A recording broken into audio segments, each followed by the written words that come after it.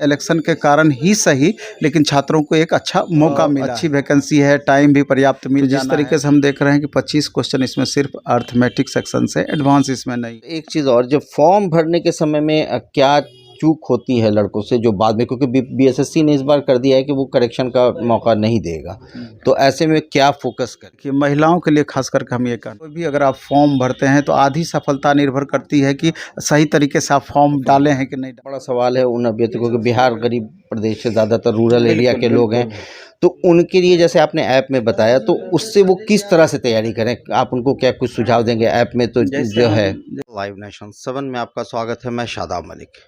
बिहार कर्मचारी चयन आयोग ने लगभग 9 साल बाद सेकेंड इंटर लेवल की वैकेंसी निकाली है और ये संख्या 11,098 पदों के लिए है। इसमें क्या करना, क्या ध्यान रखने की ज़रूरत है? क्योंकि पिछले बार की वैकेंसी में आपको पता है कि कई तरह की परेशानियां, मुश्किलें आई थीं, वहीं इसकी किस तरह से लड़के तैयारी करें, क्या करें, हम सारे मुद्दे पर चर्चा करेंगे। हमारे साथ मौजूद हैं नवीन सर। सर, लाइव नेशन 7 में आपका स्वागत है। जी, बहुत बहुत धन्यवाद आपका। ये जो वैकेंसी आई है, पहले तो ये 9 साल बाद फिर 11 संख्या, पहले तो 13,120 की निकली थी पहली बार, अब 11,098 पदों के लिए निकली है। तो क्या आप सुझाव दे रहे हैं अभ्यर्थियों को, जो 27 सितंबर से अप्लाई करने की का डेट भी है और 11 नवंबर लास्ट डेट है, तो क्या उनको पहले ध्यान रखना होगा, क्योंकि पिछले बार की परेशानी सबको पता है? नहीं, परेशानी वाली बात जहाँ तक है, तो बिहार के संदर्भ में कोई भी वैकेंसी निकलती है तो एक चीज़ का ध्यान रखना होता है कि यहाँ जो डॉक्यूमेंट से रिलेटेड इंस्ट्रक्शन दिया जाता है, एनसीएल से रिलेटेड इंस्ट्रक्शन दिया जाता है, तो इंस्ट्रक्शन को खासा फॉलो करना होता है।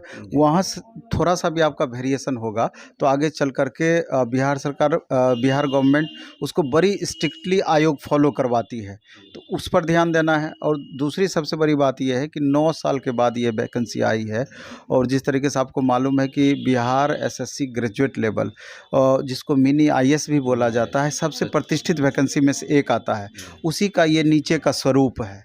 इस लेकर, और इसका सिलेबस इस तरह का है कि हमेशा से स्टूडेंट को अट्रैक्ट करते रहा है बिहार के संदर्भ में, और 11,098 पोस्ट अच्छा खासा वैकेंसी माना जाएगा। हाँ, ये अलग बात है, इलेक्शन के कारण ही सही, लेकिन छात्रों को एक अच्छा मौका मिला है। तो हम सभी तमाम छात्रों को कहना चाहते हैं कि अभी जो ये वैकेंसी आई है, अभी तो नवंबर तक इसका फॉर्म भरने का ही डेट है, तो कम से कम 4 से 5 महीने का टाइम निश्चित रूप से तैयारी करने का मिलेगा। और तो पहले इसका फॉर्म आप अच्छे से भरें और प्रीवियस ईयर क्वेश्चंस पर एक बार आप गौर करने का प्रयास करें। 4 सीटिंग में इससे पहले पीटी का एग्ज़ाम हुआ है, उसके बाद फिर मेंस भी हुआ है, तो पैटर्न लगभग उसी तरह का फॉलो होना है जी। और इसमें आपका दिया गया है सिलेबस में कि 150 क्वेश्चन पूछा जाएगा, और 150 क्वेश्चन में 50% वेटेज मैथ रीजनिंग का होता है और 50% जीएस सेक्शन का होता है। 25 क्वेश्चन अर्थमेटिक्स से, 50 क्वेश्चन रीजनिंग से, 25 क्वेश्चन साइंस से, 50 क्वेश्चन में आपका history, polity, economy, geography, current affairs, static, GK, कुछ बिहार सेक्शन, कमोबेश यही सिलेबस होता है। तो गौर यहाँ ये करना होता है कि मैथ रीजनिंग चूँकि 50% वेटेज है, 75 क्वेश्चन है, ये दोनों ऐसा पेपर है कि अगर सब्जेक्ट पर आपका बारीकी से पकड़ है तो ये स्कोरर सब्जेक्ट हमेशा से रहा। इसमें आप मैक्सिमम स्कोर, कंसेप्ट अगर क्लियर है तो हमेशा कर सकते हैं, कोई दिक्कत नहीं है। बाकी जीएस में 100% दावा नहीं कर सकते हैं कि 100% स्कोर हम कर ही पाएंगे। तो एक रिजल्ट के लिए इस दोनों पर खासा फोकस करना है, बाकी तो अन्य सब्जेक्ट पर भी ध्यान देना है। दूसरी सबसे बड़ी बात यह है कि इसमें जो पोस्ट का दिया गया, लगभग बिहार सरकार के हर डिपार्टमेंट में लोअर डिविजनल क्लर्क का पोस्ट इसमें है।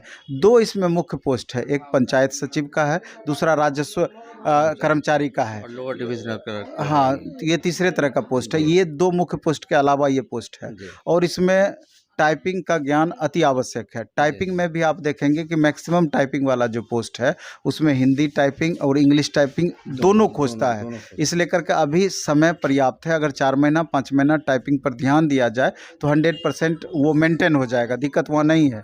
इसके अलावा वांछनीय योग्यता के रूप में कंप्यूटर का नॉलेज भी खोजता है, तो 6 महीना के कंप्यूटर का सर्टिफिकेट भी यहाँ पर लगाना होगा। तो इस तरीके से आप देखेंगे तो अच्छी वैकेंसी है, टाइम भी पर्याप्त मिल जाना है। और इसका जैसे इसमें नियम बताया गया, इसका एज लिमिट जो है 18 साल से 37 साल 37 तक, साल है। और ओबीसी के लिए 40 साल और एससी एसटी के लिए 42 साल तक इसका एज लिमिट का क्राइटेरिया है। जी। और बाकी इसका नोटिफिकेशन में ही पूरा सिलेबस का भी ब्यौरा पूरा डिटेल दिया हुआ है, जी। इसलिए थोड़ा सा भी दिक्कत नहीं है। तो इसलिए स्टूडेंट को चाहिए कि चूँकि अच्छी वैकेंसी है तो लगातार रेगुलर वे में पढ़ाई करें। और अभी एक तरीके से बिहार में वैकेंसी की बाढ़ आई हुई है। जी। आप देख रहे हैं कि अभी बिहार टीचर का 1,70,000 और वैकेंसी दूसरे आया, के भी बात फिर चल रही है। उसका 70,000 दोबारा वैकेंसी दिया गया, 21,000 प्लस वैकेंसी बिहार पुलिस का आया, बिहार दरोगा का वैकेंसी 1-2 दिन में आ जाएगा। तो एक अच्छा अपॉर्चुनिटी है। सबके सिलेबस में बहुत कम का अंतर होता है, 60-70% सिमिलर सिलेबस होता है, 30% पोस्ट वाइज वेरिएशन होता है। तो जो स्टूडेंट का क्वालिफिकेशन अन्य एग्जाम के लिए भी है, इसके लिए भी है, तो वो एक साथ तैयारी करें और 4 से 6 महीना पूरी तरीके से लग के तैयारी करें। और हमको लगता है कि अच्छे से अगर 4 से 6 महीना मेहनत कर लिया जाए तो निश्चित रूप से अब एक बेहतर दिशा में उनका भविष्य स्थापित हो सकता है। अच्छा सर, इसमें कुछ अगर तैयारी के स्ट्रेटेजी की अगर हम बात करें तो किस तरह से लड़के को इस तरह से टाइम मैनेज करना होगा? नहीं, टाइम मैनेज का जहाँ तक सवाल है, पहले तो सिलेबस को पूरी तरीके से ध्यान रखना होगा, प्रीवियस ईयर क्वेश्चंस को देखना होगा। तो जिस तरीके से हम देख रहे हैं कि 25 क्वेश्चन इसमें सिर्फ अर्थमेटिक सेक्शन से, एडवांस इसमें नहीं है। तो उसके लिए एक खास रणनीति बना लें, कैसे हमारा मैथ में हम मैक्सिमम स्कोर कर पाएंगे। 50 क्वेश्चन रीजनिंग है। रीजनिंग हर तरह का रीजनिंग का, चूँकि 50 क्वेश्चन है तो लगभग सारे टाइप्स रीजनिंग के उसमें आते हैं, तो उस हिसाब से उसको मैनेज करेंगे। बाकी साइंस 25 क्वेश्चन होता है और 50 क्वेश्चन जीएस होता है। तो जनरल कॉम्पिटिटिव का एग्ज़ाम्स का जो भी स्टूडेंट तैयारी करते हैं तो मेरे ख्याल से बहुत दिक्कत नहीं होना है। +2 लेवल, चूँकि इसका लेवल ही +2 का है, तो +2 लेवल तक अगर एनसीईआरटी बेस्ड अगर पढ़ाई करते हैं, तैयारी करते हैं, तो मेरे ख्याल से क्वेश्चन छूटने की संभावनाएँ बिल्कुल नगण्य रहेगी। अच्छा सर, एक चीज़ और, जब फॉर्म भरने के समय में क्या चूक होती है लड़कों से जो बाद में, क्योंकि बीएसएससी ने इस बार कर दिया है कि वो करेक्शन का मौका नहीं देगा, तो ऐसे में क्या फोकस करें?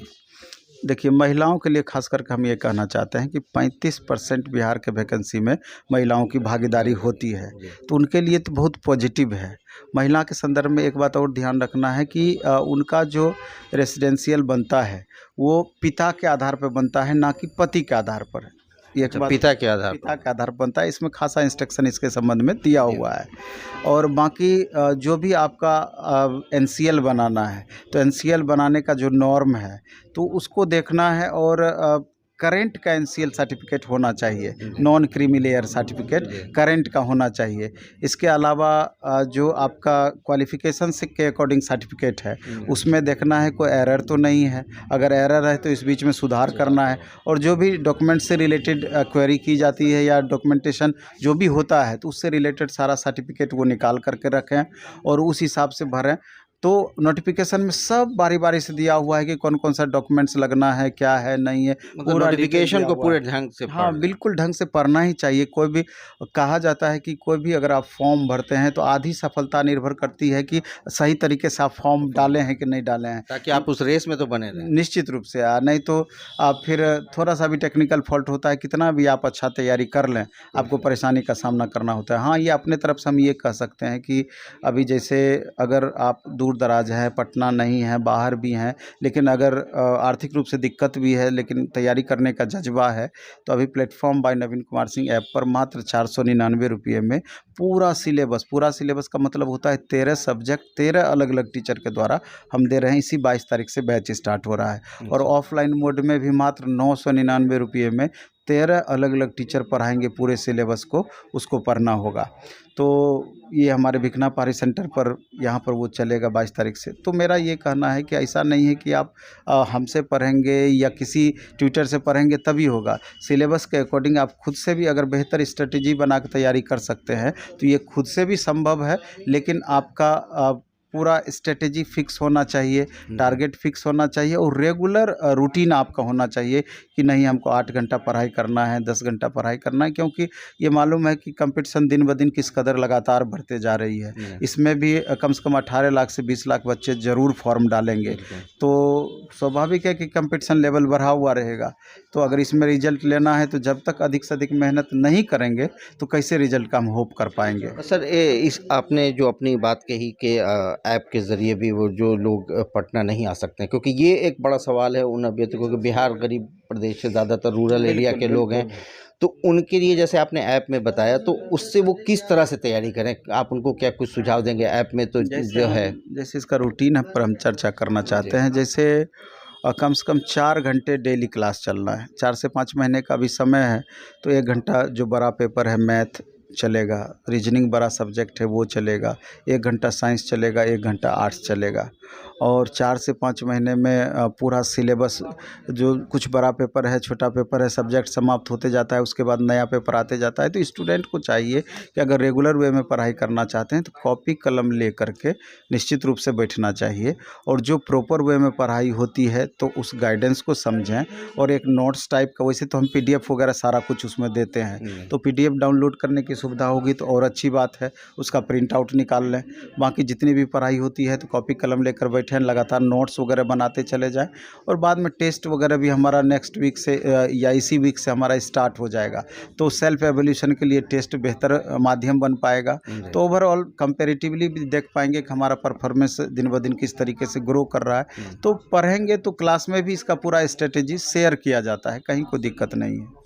अच्छा, तो क्लास में और ये तो आपने उसकी बात कही, और जो आप क्लास शुरू कर रहे हैं ऑफलाइन क्लास, तो ये इसमें किस तरह से लड़कों को गाइड करना है? जैसे कि जो ऑफलाइन क्लासेस होती है सेम क्लासेस ऑनलाइन मोड में भी रहती है। अच्छा। तो इससे स्टूडेंट को क्या फ़ायदा होता है कि जो ऑफलाइन में मान लीजिए कि 50-100 बच्चे के क्लास में बैठेंगे, तो निश्चित रूप से जो प्रॉब्लम उन बच्चों को होगा वही प्रॉब्लम कहीं ना कहीं जो देख रहे हैं उन बच्चों के साथ भी होता है। तो इससे थोड़ा सा आसान हो जाता है, टीचर समझ पाते हैं कि कहाँ कहाँ बच्चों को ज़्यादा प्रॉब्लम हो रही है, तो इससे थोड़ा आसान हो जाता है। तो हमारा यहाँ भिकना पहाड़ी सैदपुर मोड़ पर जो सेंटर है, यहाँ पर एकदम मिनिमम फी 999 रुपये, आप समझ रहे हैं 5 महीना क्लास चलना है, 13 टीचर मिल के पढ़ाना है, तो एकदम मिनिमम फ़ी हुआ 100 रुपया से भी कम पड़ा एक सब्जेक्ट का। चलिए, बहुत बहुत धन्यवाद। धन्यवाद आपका। तो इस तरह से नवीन सर ने आपको जो सुझाव दिए हैं उस पर आप ज़रूर गौर करें, क्योंकि एक बड़ा मौका है ये जिसका आप फ़ायदा उठा सकते हैं और